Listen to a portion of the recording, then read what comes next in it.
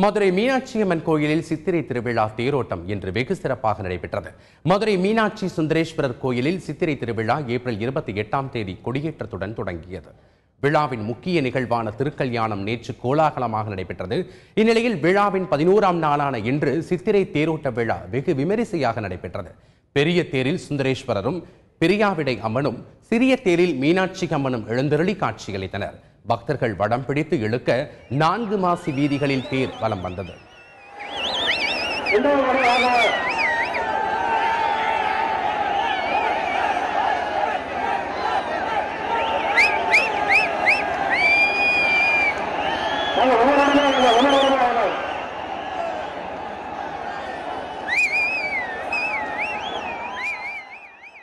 ரொம்ப கோலாகலமாக நடந்துட்டு இருக்க திருவிழா. இன்று தேரோட்டம்.